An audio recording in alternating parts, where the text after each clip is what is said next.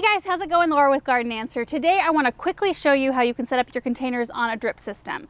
So first off, let's go over some of the parts that you're going to need. You can get them in kit form like this one right here. This is a water-wise drip irrigation system from Proven Winners, and we work with Proven Winners a lot, so oftentimes I will use their kit. They come in a kit and you can buy them separately too, all the pieces. So if you are adding onto your system, you can get the same pieces. But this is compatible with the stuff you find at your box store as well. But let me just tell you that if you are a beginner and you've never set up a drip system before, it is nice to start with a kit because it's got everything that you could possibly need in this box. And this is just personal opinion, but the drip tubing that comes with the Waterwise kit is much thicker walled than the stuff you get at your box store. And it's rubbery. It's like soft on your hands. It's much easier to use with your connectors.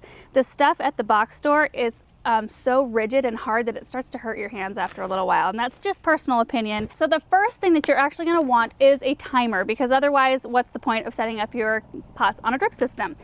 So they come as simple as a one hose outlet with a dial, really inexpensive. I'm going to be showing you on this 2 hose outlet right here, and they get as intricate as a 4 hose outlet, Wi-Fi enabled. You can control this from your phone. Now, this is a really good way to get my husband to help me with the setting up the drip system, because he loves stuff like this. So anyway, we'll put links for both of these down below. So let's start at the hose faucet and work our way toward our containers.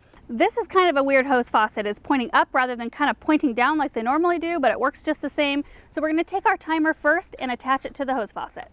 The next thing you need is a backflow preventer, and this prevents any junk from getting back down in. The next thing is a faucet adapter, and this adapts from 3/4 inch down to our 1/4 inch tubing.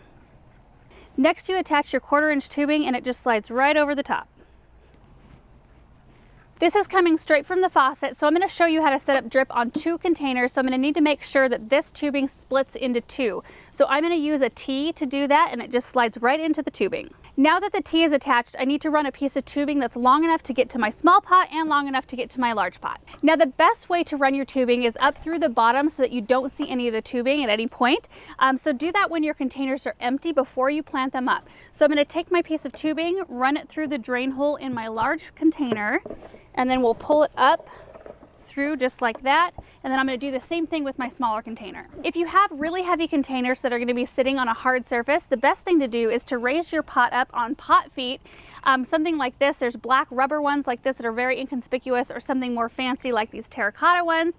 And what these do is just bump your pot up off the ground just enough for your tubing to have room to run up underneath your container without getting crimped or crushed. So at this point, I'm going to drape the excess tubing over the side of each of my containers and fill both of them with soil. So this is an 18-inch container, and this one is a 14-inch. So I'm going to probably use 3 emitters in this size container and 2 in this one. So I'm going to cut my tubing right here, and then I will insert a cross, which will allow me to split my tubing into 3 different directions. So it will look like this.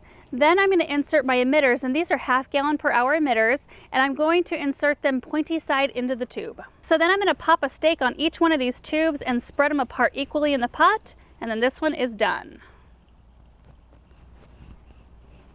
So now I'm going to do the exact same thing in the smaller container, except I'm going to be using a T rather than a cross, because I only need to use 2 emitters in this size of pot. So these pots are all set up and ready to plant, and you can actually tee off of this original line and set up more containers if you want to. Like, let's say you have another pot 20 feet away. Well, you can just cut this tubing, add a T, and then run a piece of tubing to that pot, and then they'll all be on the same system. You just want to make sure you don't go over about 30 containers is what a 1/4 inch tube can handle, and you don't want it to travel more than about 100 feet total.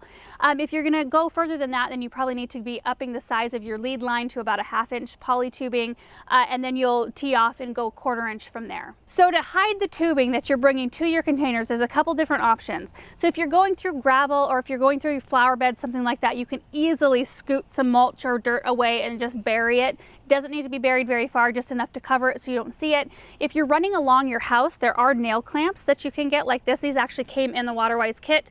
You just pop the tubing into the clamp, and then you can nail it into your house. They're really little nails. I've done this a lot, and it works really nicely.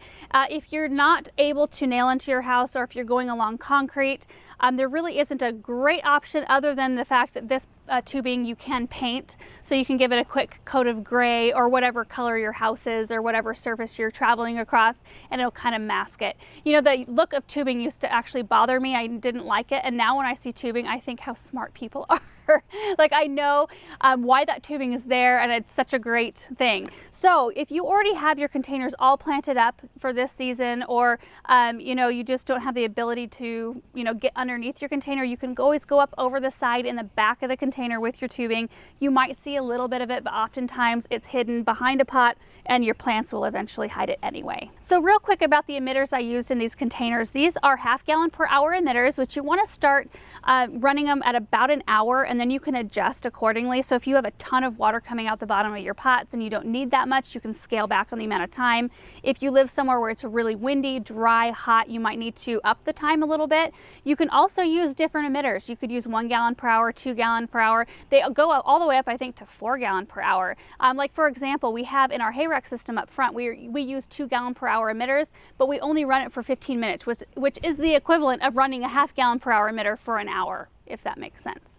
So you can kind of adjust that according to what you think you need for your area, and you can adjust it mid-season too. I had originally put 1 gallon per hour emitters in one of my containers, and I actually swapped them out for 2 gallon per hour emitters just a little while ago because my container wasn't getting quite enough water. So that's it, you guys. I'm really hoping this video is helpful to you, just seeing the whole system from faucet all the way to pots, seeing all of the pieces and parts that you need to get the job done. It truly makes life so much easier. We've been making a concerted effort to get more of our flower beds, more of our containers, everything we possibly can on drip, we do, because it's actually more efficient use of water as well. So if you're getting sick of having to water every single day, or if you feel like you can't leave your house because your pots are gonna die, your flowers are gonna die, this is a super helpful solution. So we will link everything that I used and showed you in this video down below if you have any more questions or if you want to learn a little bit more.